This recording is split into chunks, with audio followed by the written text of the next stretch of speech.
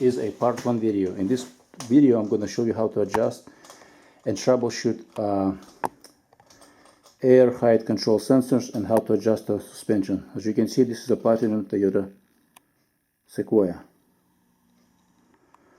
Air suspension, to the best of my knowledge, is only on platinum from 2008 through 2015 and maybe even past 2015 if Toyota decides to still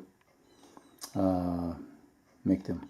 So why do you want to adjust your air height suspension or troubleshoot your sensors? You know what I mean? Well, first thing is my rear suspension or the rear of the vehicle is not the same height. Even when the engine is running, left side is lower than right side. Let me show you what I mean. So here's the tape measure. In the center, as you can see, we're talking about 37 1/8, 37 1/4 roughly. The height here on the left side, driver's side. Now let's go back to the driver, the right side, and see the difference.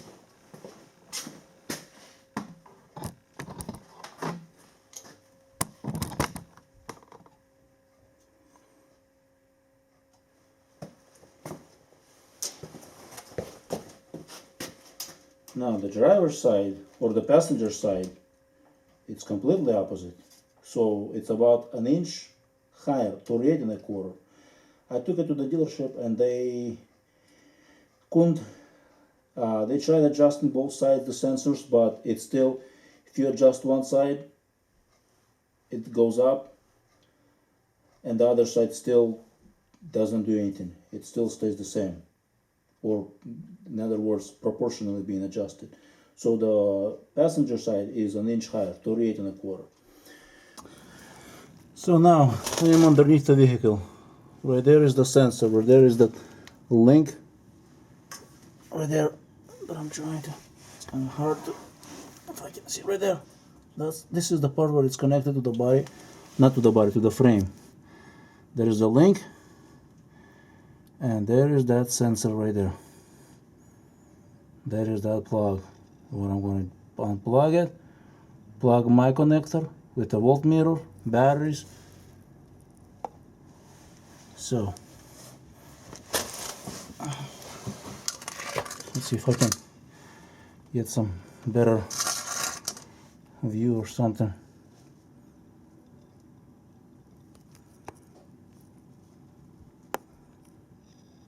It's kind of difficult being underneath the vehicle. So that's the sensor.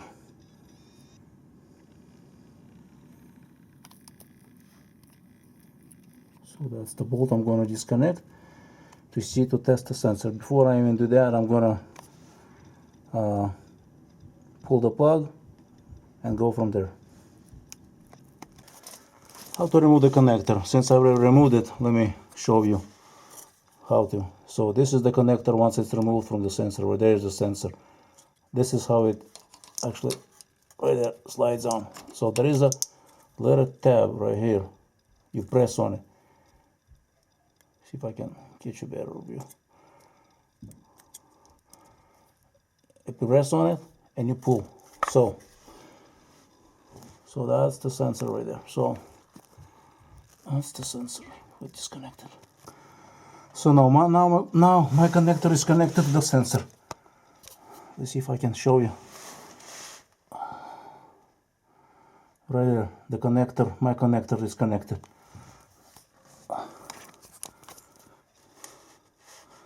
So there's 3 wires. Now it's connected. Right there, my voltmeter. So now I'm gonna see what type of voltage I'm getting. I'm not sure if you can see or not. It's all connected, and with my meter I'm getting 4.15 volts, meaning, if you remember what I showed you in a part 2, let's see if I can zoom in. I have the paper in front of me. It's 4.4 to 4.6 is the height. I'm getting 4.15. So right now the sensor is in the high position. What I'm gonna do is disconnect that link, that right there, using size 12, and move the sensor up and down, see what measurements I can get, what readings I can get. This will tell me if my sensor is working or not. Plug, see the wires coming out, I disconnected. The bolt up there, or the nut up there is loose. So right there, 4.5. So I have disconnected, and I'm gonna, right there, it's loose. As you can see, I can move it. Let's see if I can do better. If I can show you a better view. See right there, it's disconnected here, size 12. So now I'm gonna show you on a meter, and since it's loose already, I'm gonna move it up and down so you can see the reading. See, sensor is working. Originally thought the sensor is not working, but it's working, looks to me. So I'm gonna remove the nut from there and see if I can check, make sure the sensor is working 100% as it's supposed to. So now we're getting different voltages, and according to the table that I have draw, the sensor position should be, well, let's see, what's the voltage. So I'm gonna move to check my,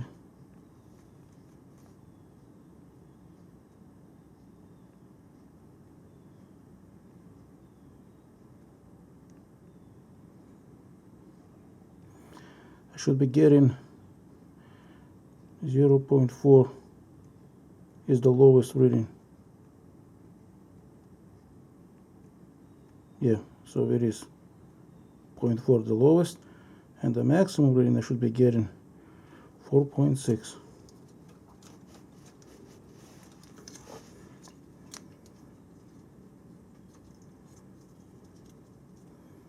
Between 4.4 and 4.6.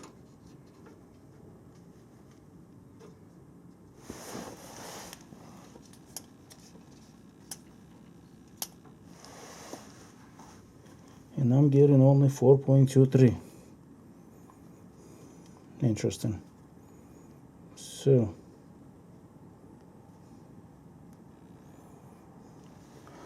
moving in this, after disconnecting from the suspension, this is what I'm getting, different readings. So what I'm going to do is, I know the sensor is the high limit. Let's see, what's the high?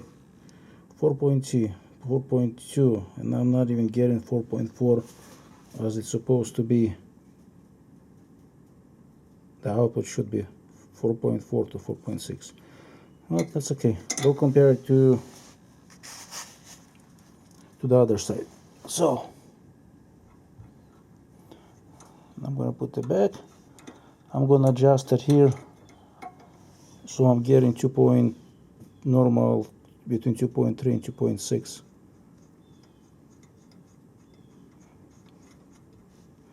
Actually, no, it should be 2.36 for normal height.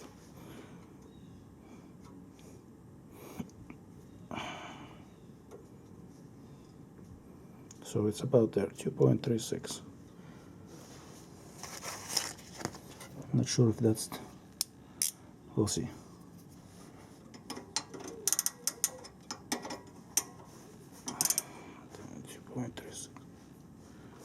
So now I'm going to do the other side. On the driver's side I'm getting 2.4 and it should be 2.36. So I'm going to loosen up the nut and move it up and down, see if it actually, if I'm getting same reading. Well, actually, by disconnecting it, let's see if I can zoom out. By disconnecting it, this right there from the suspension, let's see what the reading we're gonna get. So it seems to me I'm getting same low 0.4 and high 4.2. So because of it's already It's not that the sensor is not working, it just limit, it hits the suspension part. So if you remove, you'll get exactly as it's stated on the manual. So let's see how we can adjust now suspension itself. The next step is to adjust manually the height of the vehicle itself. What is the normal height, you know what I mean? We gotta find out before we can adjust the sensor to its position. Since now I know the sensors are working, now is to adjust the vehicle height itself, and then we'll adjust the sensor. First thing you need to know is what is the height, you know what I mean? How do I know where to measure the height, you know what I mean? What is the height of the vehicle? Well, first you want to know what's the model of your vehicle, because it's different for each model. Let me show you. Model of the vehicle can be found on the VIN number. That model right there, USK 65L GKT ZGA. That's the model. Right about what it says, made in USA. Based on the model, you will know exactly what height your vehicle is supposed to be. So now we know the model. You can actually ask me, I can tell you for Toyota Sequoia 2008 through 15 what is the height based on your model. So now I have to find the center. To find the center of the wheel, it's pretty easy actually. You measure from this end to here, make it mark. I use the tape, since black and black you can't really see. Or if you have some other color, white color, you can mark on this. Go ahead. So it's 21.5. So half of 21.5, it's 10 3/4. I marked, and then from bottom to here, I marked 21 3/4, and I put letter X right there, like plus. So that's my center. So then I'm going to be measuring. Once you know the center on the wheel, you measure the center. Measure with your tape measure or some other measuring device from the bottom. Make sure your tires are inflated to the proper pressure, and you measure. In my case, I measure to the center of that mark. It's about 15 inches. As a first, you need to know this dimension first. The next dimension, let's go underneath the vehicle and I will show you the next step to figuring out or measuring the height of your vehicle. So now the next dimension is of getting, it's in the rear. There's airbag right by that bolt, the center of the bolt. Second dimension.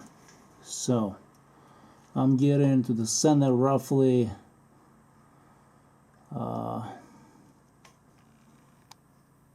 it's kind of hard to tell, but holding the camera and tape measure, it's about 3/4, 13 3/4 to like maybe 7/8 or so. You measure your and you'll know exactly. So I'll say 13 3/4 to be,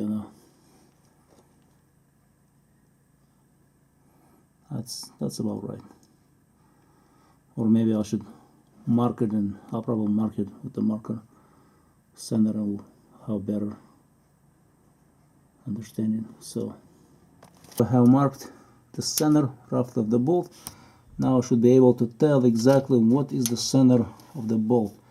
So I'm thinking it's about 13 7/8. 13 7/8. So it's not 14, it's about 13 7/8. So here we measured, it was 15 inches from the ground to the center. Underneath, when we measured, it was 13 7/8. So now, proper height of the vehicle, so 15, center of the wheel to the ground, minus underneath the vehicle to the center of that bolt. So 15 minus 3 7/8, it's going to be 1 inch and 1/8. That should be, the height should be, or the difference should be, for normal vehicle height, should be 1.34 inches, which is equals to 1 inch and 11 seconds, so basically 1 3/8, or 34 millimeters. So the difference between this number minus that should be either 34 millimeters or 1 inch and 11 seconds, which is almost 1 3/8. So what I'm going to do on this side is raise it, but then the other side would have to be lowered. So in this case, what I'm going to do is start the vehicle, lower it, and then raise each side and then adjust it. So now I'm adjusting the height of the vehicle itself. I lower it, starting the engine, put in manual, and lower it from inside with a closed door. And now I took the jack and I lift it up to the point where what I am reading from that bolt right there down, the measurement from the center bolt to the ground is 13 5/8. That gives me just enough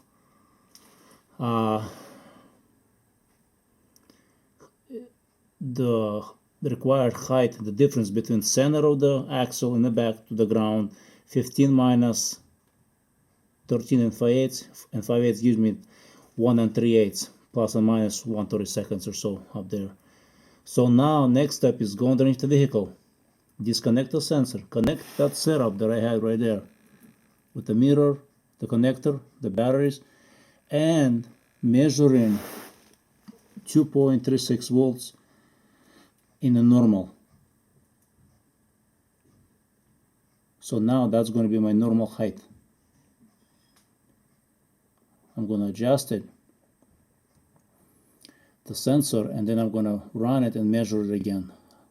And I will do the same setup on both sides. So sensor is 2.36 volts. Now the vehicle is at level. Both sides are equal height. And next step is to adjust the sensor.